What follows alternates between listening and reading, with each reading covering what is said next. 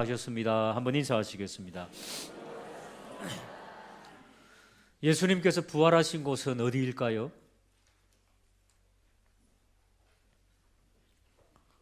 죄송합니다. 지난주에 설교를 제가 잘못했습니다. 무덤에서 부활하셨죠? 그 무덤은 어디에 있을까요? 예루살렘에.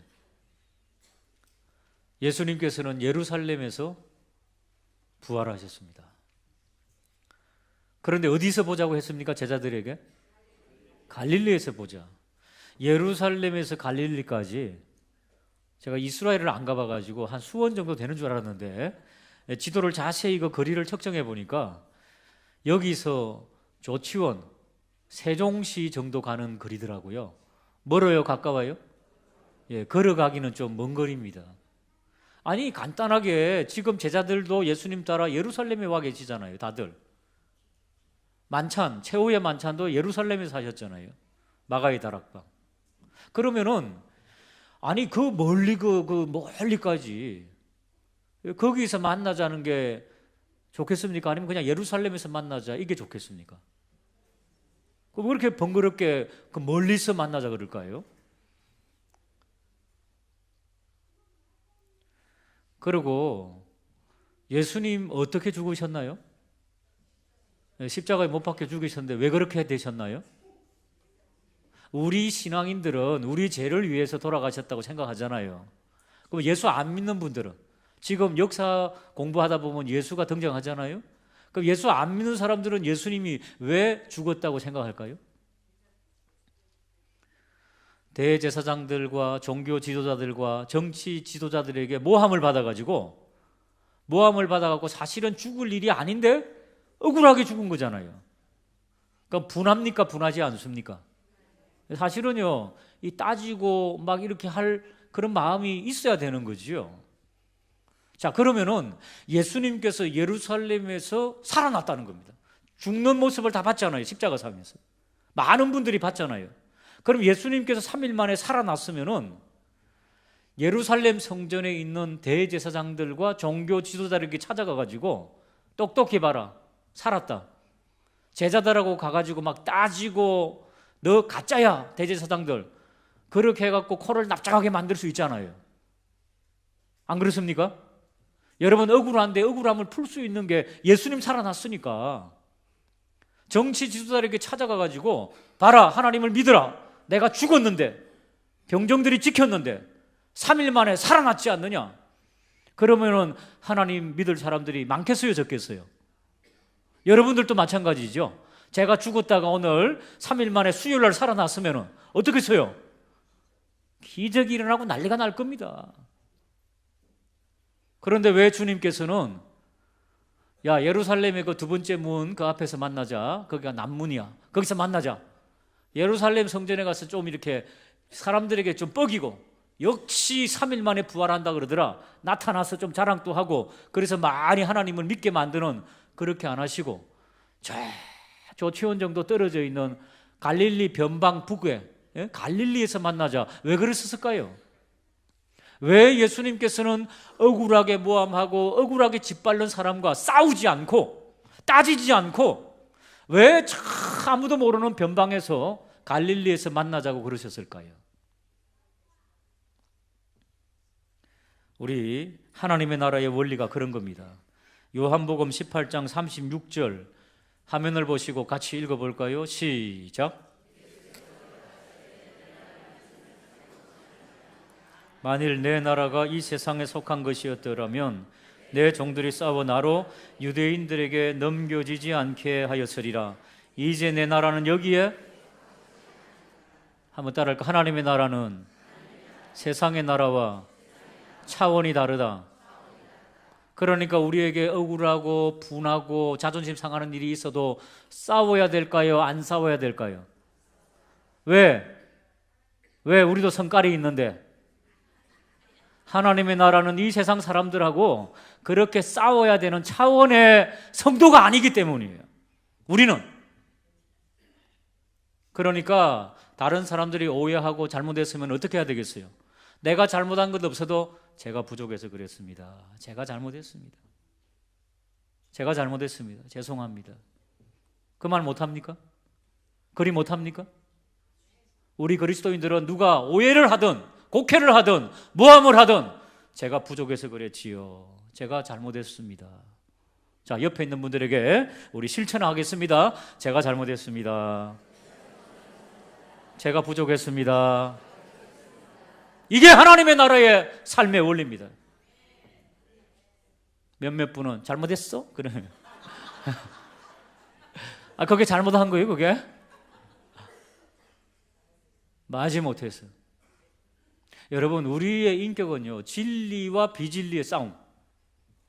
그거예요. 진리와의 싸움이에요. 그 외에 여러 가지 사람이 살아가는 데 있어서 자존심 문제, 성격 문제, 뭐 이런 문제들이 있잖아요. 다 그런 것들은 세상 나라에 속한 것들이에요. 아니, 싸우려면 예수님께서 3일 만에 부활하셔서 예루살렘 찾아가지 왜 갈릴리 가십니까? 받아하실까? 갈릴리로 가자. 갈릴리로 가자. 사랑하는 여러분, 우리 그리스도인들은 주님 믿는 그것 때문에 아무리 짓밟히고 아무리 무시받고 아무리 해도 누가 우리를 기억해 주실까요? 하나님께서, 주님께서 우리를 기억해 주십니다. 여러분, 사람이 짓밟아도 하나님께서 높여주시면 높아지는 겁니다. 그리 사는 저와 우리 모두가 되기를 주님의 이름으로 축복합니다. 언젠가도 드린 말씀처럼 A라는 집사가 막 찾아와서 막 B라는 집사를 욕합니다. B라는 집사님이 너무 하셨군요. 또 그 이야기를 들은 또 B라는 집사가 또 찾아와가지고 A라는 집사 못살 사람이다. 그러니까 이분이 그렇군요. 그러니까 두 분이 A, B 집사님이 다 찾아와가지고 당신은 뭐냐고. 그렇군요. 한번 따르고 우리는 회색이다. 사랑하는 여러분, 사도 바울 선생님이 한 사람의 영혼을 구원하기 위해 내가 유대인들에게는 유대인들처럼 행했다는 겁니다. 이방인들에게는 이방인들처럼 행했다는 겁니다, 여러분. 그러니까 뭡니까? 맞춰줬다는 거예요. 왜? 복음을 전하기 위해서. 세상 사람들은 네 선이 어디냐? 네 라인이 어디냐? 세상 나라는 그거 찾는 거예요. 어디 줄에 서야지 출세할까? 그러나 우리는 하나님의 나라의 줄에 서기를 주님의 이름으로 축복합니다. 바로 이것이 갈릴리에서 만나자. 부활하신 주님이 슈퍼스타로 나타나서 예루살렘에 광고 안 해도 예루살렘 변방에서도 지금 예수님의 부활을 누가 증거하고 있습니까? 이 강단에서 이스라엘하고 얼마나 많이 떨어졌습니까? 지금 우리 성도님들 부활을 믿습니까? 안 믿습니까? 믿잖아요. 지금 예루살렘에서 안 떨어져도 갈릴리에서 주님의 일을 해도 감당하게 하시는 하나님이 계심을 믿으시기를 주님의 이름으로 축복합니다. 그래서 갈릴리로 오거라. 멀리 갈릴리로 제자들이 예수님을 찾아갑니다. 왜 갈릴리에서 만나야 될까요? 여러분, 예루살렘은 잠깐 예수님의 사역, 십자가의 사역과 부활을 위해서 갇혔던 곳이고 원래 생활하던 곳이 어디입니까? 갈릴리입니다. 제자들은 잠시 떠났다가 갈릴리로 가야 돼요. 왜? 우리 가정이 거기 있고 우리 삶의 터전이 거기 있고 우리가 해야 될 곳이 그곳에 있기 때문입니다. 그래서 갈릴리에서 만나자. 부활의 복음을 증거하고 하나님의 나라를 증거하고 예수님을 증거해야 될 곳은 한번 따라할까요? 가정이다, 부부이다, 가족이다, 가까운 자들이다, 삶의 터전이다. 삶의 터전부터 복음으로 다져 나가야 된다는 것입니다. 여러분, 가정에 아직도 부활의 주님을 모르는 분이 있으면 누구의 입을 사용하기를 원하실까요? 우리의 입을 사용하기를 원함을 믿으시기를 주님의 이름으로 축복합니다. 지금부터 이제 조금 지나면 5월 달에 새 생명을 초청하는 주일을 가질 겁니다. 지금부터 부활의 복음을 위해서 잘 준비하고 증거할 수 있는 저와 우리 모두가 되기를 주님의 이름으로 축복합니다. 특별히 누구에게? 1차적으로 가족에게, 믿지 아니하는 우리 가족들에게,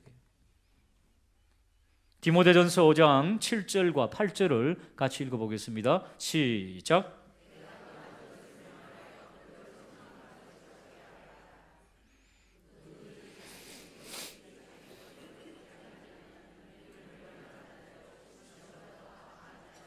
그렇습니다. 누구든지 자기 친족을 돌아보지 않는 죄. 친족을 돌본다는 것의 가장 아름다운 돌봄이 뭡니까? 영적으로 구원받게 하는 거지요. 가족 구원하기가 힘들어요, 어려워요?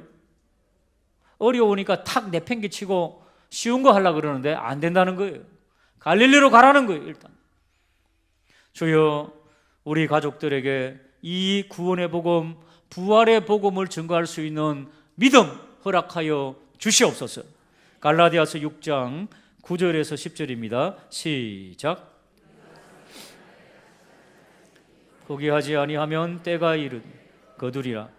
그러므로 우리는 귀에 있는 대로 모든 이에게 착한 일을 하되 더욱 믿음의 가정들에게 할지니라. 믿는 가정들이 구역이 하나 되어가지고 믿지 아니하는 남편과 아내와 가족들, 자녀들, 다음 세대들, 사랑하는 여러분, 기도할 때마다 그래서 우리 장로님들, 집사님들, 권사님들 다음 세대를 위해 기도하시잖아요. 오늘도 기도하셨고, 우리의 능력 부족하기 때문에 기도함으로 주여 이 영혼을 살려 주시옵소서. 그래서 갈릴리로 가라. 가족을 먼저 구원하고 순서상, 그 다음에 좀 더 넓혀서 직장을 복음화하는 거지요. 우리가 일하는 삶의 터전에서 복음을 전하는 거지요. 오늘날 그리스도인의 가장 큰 문제가 무엇입니까? 교회에서는 어느 정도 됩니다. 집사님 됩니다. 직장에 가면 하나님의 나라의 원리로 살기가 쉽습니까? 어렵습니까? 어려워요. 정직하게 할 것 하면은 이윤이 별로 안 남는 것처럼 보입니다. 그러니까 세상 사람들처럼 똑같은 수법으로 그렇게 살아가는 삶이 너무 많더라는 거지요. 조금 더 사랑하는 여러분, 삶의 터전에서 저분은 진짜 예수 믿는 사람이야, 이런 이야기를 좀 들을 수 있는 저와 우리 모두가 되기를 주님의 이름으로 축복합니다. 위선자가 없게 되기를 주님의 이름으로 축복합니다. 좀 무식하더라도 우직하게 저분은 진짜 하나님 믿는 사람이야. 사랑하는 여러분, 그런 고백이 나오면 얼마나 좋겠습니까? 옆에 있는 분들에게 당신은 진짜 그리스도인인 것 같습니다, 한번 칭찬하시기 바랍니다.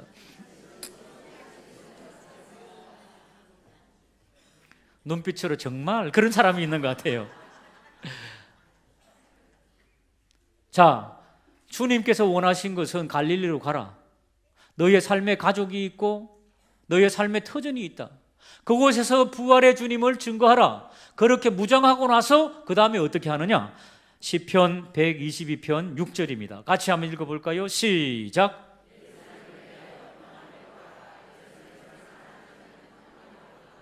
예루살렘을 위하여 평안을 구하라. 지금 예수님 당시 예루살렘은 어떤 상황이었습니까? 대제사장이 있습니다. 랍비들, 서기관들이 있습니다. 하나님 잘 믿는다고 하는 바리새인들이 있습니다. 정치인들이 있습니다. 온갖 중요한 사람들은 예루살렘 성전을 중심으로 다 모여 있습니다. 그런데 뚜껑을 열어보니까 다 어떤 사람들이더라? 사악한 사람들이더라. 껍데기만 대제사장이요. 오늘날로 말하면 껍데기만 총회장이요. 껍데기만 목사요. 껍데기만 선생님이요. 뚜껑을 열어보니까 그 마음속은 부패하고 더럽고 악하고 하나님을 안 믿고 그런 사람들이 예루살렘에 가득한 겁니다. 예수님께서 십자가를 지시기 전에 예루살렘아 예루살렘아 너를 암탉이 병아리 품듯이 얼마나 품도록 노력했지만은 너희들은 하나님께서 보내신 선지자들을 쳐 죽였도다. 예수님께서 눈물을 흘리시며 기도하셨던 한 장면입니다. 예루살렘은 그런 곳입니다. 위험한 곳입니다. 사악한 종교 지도자들, 정치 지도자들이 살고 있는 그곳입니다. 그러나 성경은 명령하고 있습니다. 예루살렘을 위하여 평안을 빌라. 제자들에게요, 갈릴리로 가라. 갈릴리의 삶의 터전에서 예수 그리스도의 복음, 부활의 복음을 증거하고 나서는 다음에는 어디로 가라? 갈릴리로 가라가 아닙니다. 따라할까요? 예루살렘으로 다시 돌아가라. 예수님께서 왜 예루살렘을 또 다시 돌아가라 그러실까요? 그 예루살렘에는 온갖 세계 사람들, 유대인들이 다 흩어졌죠. 세계적으로 러시아 쪽으로, 유럽 쪽으로, 아시아 쪽으로, 터키 쪽으로 다 흩어진 유대인들을 뭐라 그럽니까? 따라할까요? 디아스포라. 예, 디아스포라라 그랬습니다. 전 세계에 흩어진 유대인들이 예루살렘에 성전이 있기 때문에 명절을 지내기 위해서 1년에 한 번 혹은 1년에 3번 유월절, 77절, 초막절 모여드는 거예요. 전 세계에서. 그러니까 예루살렘의 복음의 거점을, 선교의 거점을 확보하면은 전 세계의 유대인들이 몰려들고 복음을 받으면은 그들이 복음을 가지고 갈 것 아니냐, 이런 생각을 우리 주님께서는 품게 하셨다는 겁니다. 그래서 갈릴리에서 무장하고 나서 예루살렘에서 거점을 확보하라, 그렇게 말씀하신 것입니다. 최초의 교회가 어디서 탄생할까요? 물론 예루살렘이겠지요. 예루살렘 교회. 사도행전 2장에 나오지요. 자, 그러면 주님의 생각대로, 계획대로 전 세계 사람들이 몰려왔을까? 2장 5절에 보면은 사도행전, 그때의 경건한 유대인들이, 저기 경건한 유대인들은 명절을 지키려고 하는 유대인들, 세계 각국. 자, 저기 보십시오. 천하 각국으로부터 어디로 왔습니까? 예루살렘으로 왔다는 겁니다. 저들은 복음을 받으면 어디로 갈 겁니까? 자기들이 살고 있는 천하 각국으로, 유태인들의 2세, 3세 정도 되겠지요. 다시 갈 거란 말이지요. 복음 들고 가게 하면 된다는 거지요. 자, 6절을 읽어보겠습니다. 시작.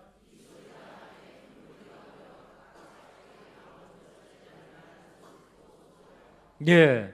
그런데 여러분, 2세, 3세들이 외국에 살다가 오면은 모국어를 할 수 있나요, 없나요?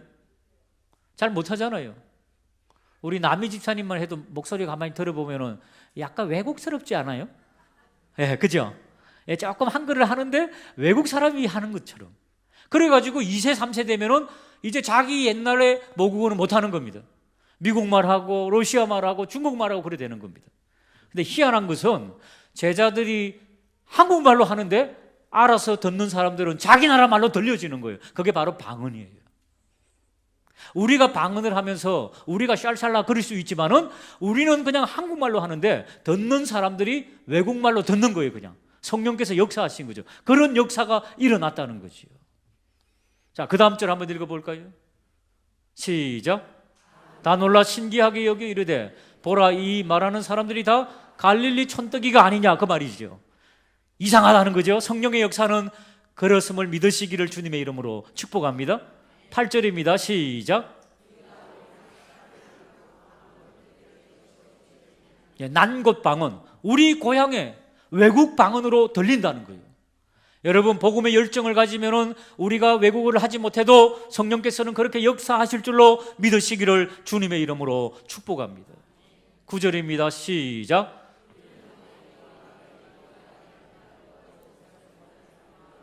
자, 저기 보십시오. 바데인, 메데인은 저 이란, 이라크 지방, 엘라민, 메소포타미아 뭐 이런 거 이제 유럽으로 확산되는 그런 곳이죠. 유다와 갑바도기아, 본더, 아시아, 터키입니다.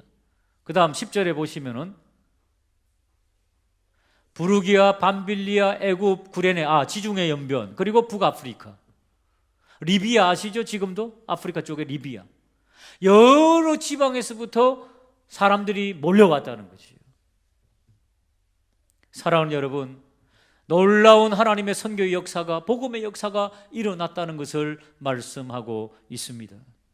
마지막 11절, 그레데인과 아라비아인들, 우리가 다 우리의 각 은으로 하나님의 큰 일을 말함을 듣는도다. 할렐루야. 실제로 예루살렘에 그런 놀라운 성령의 역사로 예루살렘 교회가 탄생했다는 것을 성경이 말씀하고 있습니다. 우리 주님께서 너희들은 복음을 이렇게 전하라 말씀하고 있는데, 사도행전 1장 8절 한번 읽어볼까요? 시작. 오직 성령이 너희에게 임하시면 너희가 권능을 받고 예루살렘과 온 유대와 사마리아와 땅 끝까지 이르러 내 증인이 할렐루야. 예루살렘을 거점으로 해서 예루살렘과 온 유대와 사마리아와 땅 끝까지. 이게 어디로부터 시작했다고요? 갈릴리에서 시작했다고요. 갈릴리 촌구석에서 내 가정을 살피고 내 남편과 아내를 살피고 내 자녀를 살피고 내 삶의 터전을 살피고 그 다음에 무장한 이후에 예루살렘과 온 유대와 사마리아와 땅 끝까지 할렐루야. 이런 놀라운 부활의 복음을 증거하는 저와 우리 모두가 되기를 주님의 이름으로 축복합니다. 5월 21일 주일은 우리 교회 설립 기념일입니다. 그때 이제 사람들을 초청할 것입니다. 지금부터 열심히 기도하여서 흩어져서 아직도 하나님을 모르는 그들에게 부활의 복음을 증거함으로 많은 구원의 역사가 넘쳐나는 선교의 전당, 구원의 전당, 하나님의 전이 되시기를 주님의 이름으로 축복합니다. 하나님 아버지,